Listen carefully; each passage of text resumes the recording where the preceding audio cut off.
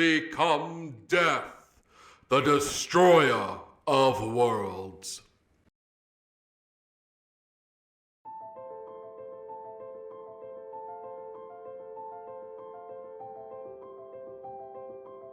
Okay, let's talk about the film Oppenheimer. Christopher Nolan's latest film, Oppenheimer, came out a few weeks ago, but I was only just now able to see it since it has been remarkably popular since it was released in July 2023. The film currently sits at a 91% audience score on Rotten Tomatoes, which is Nolan's highest rating on Rotten Tomatoes to date. His previous two outings, Tenet and Dunkirk, range in at 76 and 81% respectively. But is this 3-hour film worth the price of a ticket? The film is about the titular character J. Robert Oppenheimer, who leads the development of the atomic bomb during World War II. I'm not going to go through a point-by-point retelling of the plot, as that would take too long, and if you are interested, you can go see the movie yourself. But I do want to talk about the film in terms of some broad categories. However, there will be spoilers in this review, if a film based on real events can have spoilers. Firstly, let's talk about the film's strongest point, the acting in it. There are two types of actors in Hollywood today, those that play their character and those who play themselves. And it was nice to see that the cast took on their roles seriously and portrayed a character with them. Cillian Murphy delivers a strong performance in the lead role as Oppenheimer in the film and maintains a solid consistency throughout, proving to be capable of shouldering a long movie as the lead actor. There were no Kevin Costner speeches in the film for him to deliver. You know the ones I mean. We better, or we might just as well build ourselves another government, like the Declaration of Independence says to, when the old one ain't working, just a little farther out west. But I think he did everything that could have been asked of an actor in the movie. Robert Downey Jr. gave a strong performance as well as Oppenheimer's benefactor turned enemy, Louis Strauss, who was the head of the Atomic Energy Commission. He did not have a great deal of scenes with the rest of the main cast, but it's good to see him getting past the Tony Stark era of his career. Not a great plan. Emily Blunt normally delivers a strong performance in her work, such as in Sicario and in the surprisingly amazing Edge of Tomorrow, but this role was lacking. I don't want to say she did a bad job per se, but her character was not given much room to breathe during the script. Maybe Nolan just didn't have the time. Blunt, who played Oppenheimer's wife Kitty, did have one strong moment at the end of the film where she was defending her husband during his, trial thingy? We'll get to that later. But the problem with this moment hitting home was that we really didn't spend a lot of time with her throughout the film, so this moment wasn't established as well as it should have been, where she was depicted as a lush always sipping from a flask, a plot point which was never resolved. The other actors and actresses performed competently during the film, as well as made me feel very old seeing how old they all had become, which leads us nicely into the next topic of discussion, the look. Nolan is famous for his incredibly beautifully shot films more than anything, well, almost anything. Perhaps due in large part to his choice of director of photography rather than his own eye, I have not felt like Nolan's work has stayed with the same level of interesting shots that it once had when he worked with Wally Pfister. In Oppenheimer, the cinematography is mostly typical. It's not bad, but it doesn't have that je ne sais quoi that would wow you. There are some exceptions during the film, such as when Oppenheimer is having his, I don't know what you would call them, his quantum moments? When the screen behind him gets all shaky and the sound narrows to just focus in on Oppenheimer himself.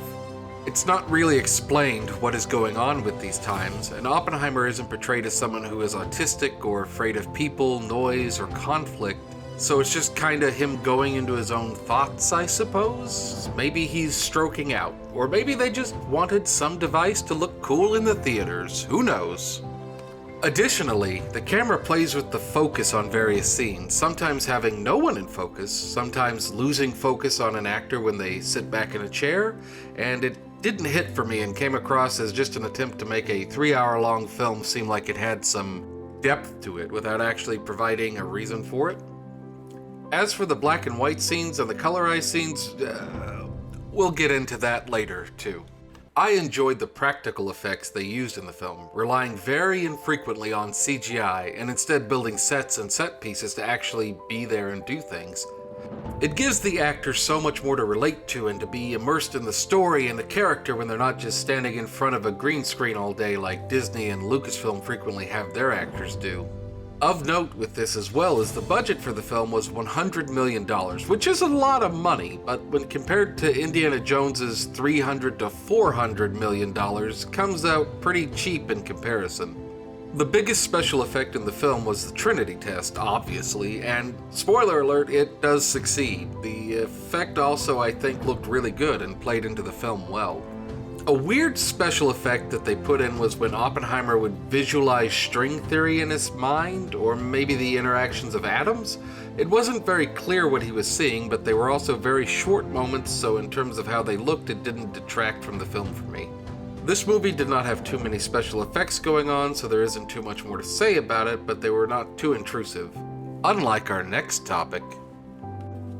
First off, I will say that the sound in Oppenheimer was not nearly as bad as it was in Nolan's previous film Tenet, where there were large swaths of the film where the dialogue couldn't be heard either because it was playing too softly, the ambient noises or sound effects were too loud, or both. Honestly, while watching Tenet, I probably missed about 30% of the dialogue due to the volume level of the background sound and the music, which is terrible when you're trying to make a hyper-complex storyline like that film had. While Oppenheimer doesn't suffer from this as badly, there are several moments where you just want to ask the sound mixer to turn down things that are not dialogue so you can actually hear the plot. To me, the worst moment of this was during Oppenheimer's final interrogation scene with Robert Robb, where most of the accusations are lost in the mix of sound. Think how bad this would play out in other films like A Few Good Men where there are courtroom scenes. It would be awful. Colonel Jessup, did you order the code red? You don't have to answer that question. I'll answer the question. You want answers? I think I'm entitled. You want answers? I want the truth! You can't handle the truth! The sound on this was passable, but was nothing special, with few pieces of music which stood out. This was especially puzzling to me, as at the start of the film, Niels Bohr, played by Kenneth Branagh, asks Oppenheimer something to the effect of, "Can you play the music?" in relation to his understanding of physics. Just a thread that was completely dropped, but speaking of dropped threads, let's go on to the unwinding of the whole tapestry in this final topic, and surprisingly, I have a lot to say about it. Okay, let's get into the most important and most often overlooked and undervalued part of any film, the pre- and post-production elements. What the hell was this movie about? I spoke earlier about the film being shot in black and white in some scenes and color in others. The only clue about what this means is at the start, when the colorized version is depicted as fission and the black and white as fusion. Or maybe it was the other way around. I can't remember, it was 3 hours ago. But regardless of that, it doesn't tell you what that means in the film. Doing some digging outside of the film, Nolan stated that it was to delineate between the subjective portions of Oppenheimer's life and the objective portions. To me, this is a very lazy way of writing and seems very cheap and gimmicky as well. Additionally, and perhaps most importantly, if you do not tell the audience what this means, the film won't make any sense as to why you're doing it, as there is no rhyme or reason to that outside of the director's additional input. Why would you add a mechanism that is so profound and obvious as the coloring of the film is, and then not explain why you're doing that is entirely beyond me. If anything, this is made worse because the reason he did it was to let the audience know that the different scenes were more or less valid and documented than others. Take, for example, the scene where Dr. Hill, played by Rami Malek, is giving testimony to the Senate. The scene is in black and white. With the outside knowledge, we see that it is in black and white because there is documented video footage of the hearing, so we know exactly what was said and what he did. Then, take another scene, for example, the one where Oppenheimer and his mistress, Jean Tatlock, played by Florence Pugh, are having an abrupt, intimate moment. The scene is in color. Again, we know this with the outside input that this was because the scene was obviously not documented well and is more conjecture. But if you were not aware of the reasoning behind what gets colorized and what doesn't, you're left sitting there bewildered thinking to yourself, why is this in color and this scene isn't? What is it trying to say? Well, you can never know as a viewer what it means if you only see the film. This isn't an interesting or bold choice, it's a stupid one. When you contrast how Oppenheimer played with color to a film like Pleasantville, you can absolutely see how one used the trick responsibly and the other, well, not so much. The movie has 3 acts to it, or rather I'll say it has 3 plots to it.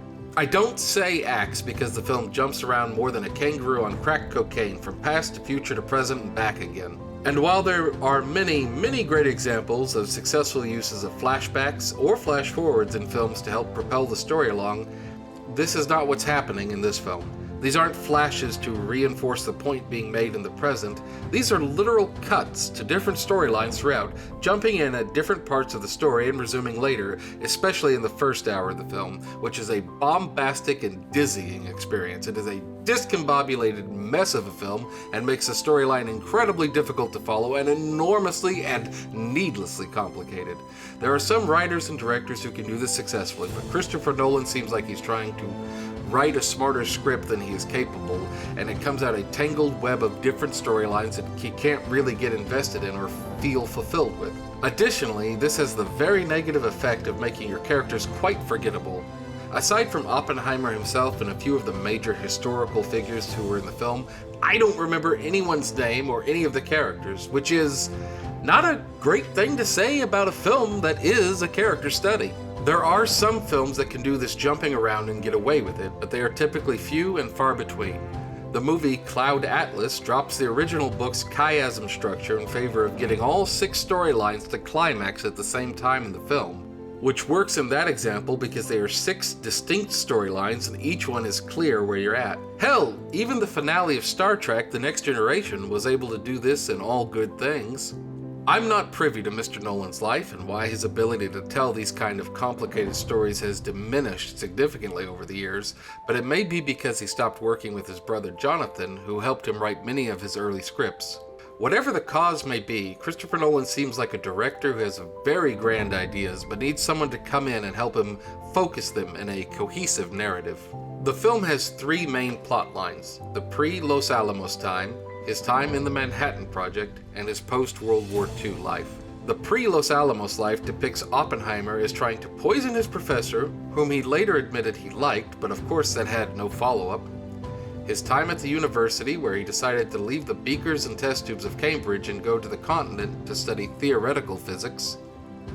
His ideas about black holes and how they're not observable, and his recruitment to the Manhattan Project. So let's take a minute to talk about black holes. In the film, Oppenheimer says they are dark and mysterious and can't be seen, but he believes they are out there. This is never revisited later. It's never likened to the darkness in humanity, or how fear can be so unknown, or anything like that. It's just never talked about again. Like so many threads in this story, there are so many ideas which are raised and then never brought to a conclusion, just hanging in the air with no purpose. It really makes you think that if they chopped all that crap out, they could have really cut the runtime down to 2 hours and tightened up the story a lot. But hey, it might not have seemed so intelligent if you did that.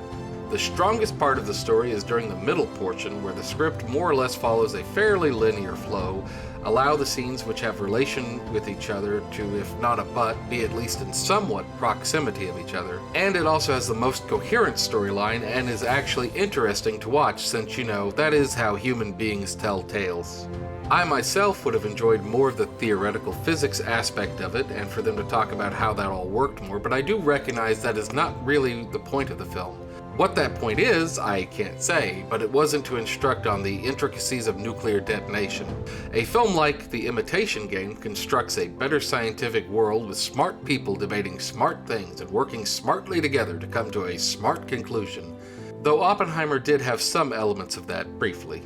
While this is not the best retelling of the Manhattan Project story, as that was probably done in the 1989 film Fat Man and Little Boy, it is a very interesting, compelling, and brilliant moment in human history which lends itself well to film.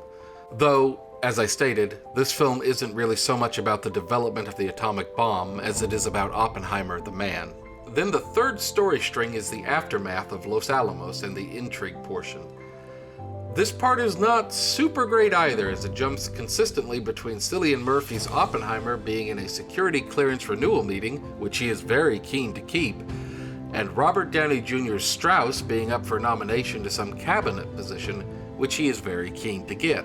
To be honest, though they showed the scene like 4 times throughout the film of Oppenheimer speaking to some Senate committee which upsets Strauss since he disagreed with him, I really don't know what was going on with it. I just remember that Oppenheimer said something about using a beer bottle for a bomb, and Strauss got really butthurt about it. Anyway, it is revealed that Strauss thought Oppenheimer had turned all of the members of the scientific community against him because early on in the film, when Oppenheimer was talking with Einstein by the lake, Einstein walked past Strauss and didn't say anything or look at him.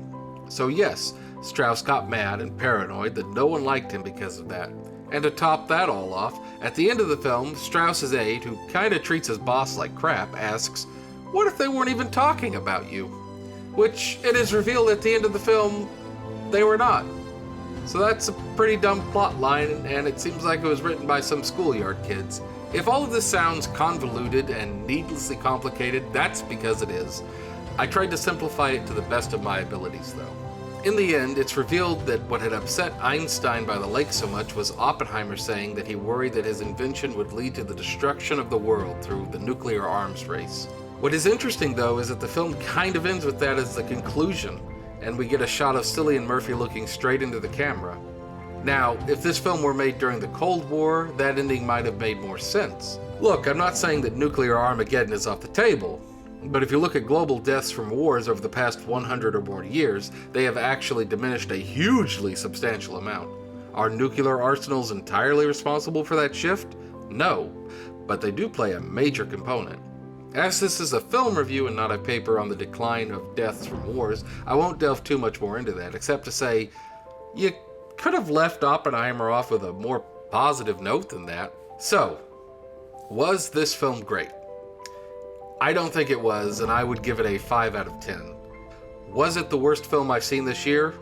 No, not by a long shot. Could it have benefited from being shorter and cutting out some of the story threads that Nolan just left dangling in the wind anyway? Yes, absolutely. It didn't need to be 3 hours. Whatever happened to the lady scientist who came to Los Alamos, and when asked if she knew how to type, she said no, but she knew how to do science, and Oppenheimer was like, oh, give her a job in chemistry. Don't know. She was never highlighted again. Finally, and most importantly, what did I take away from this movie? Well, it wasn't about following your dreams, or finding love, or patriotism, really. It wasn't a beautifully shot film, but it was competently shot and then put through a blender of highly confusing editing and stylistic choices. It didn't fill me with hope or give me a call to action to change anything. Ultimately, I am left with a feeling of nothing. Perhaps, in the end, Nolan did manage to get his black hole reference to come full circle after all.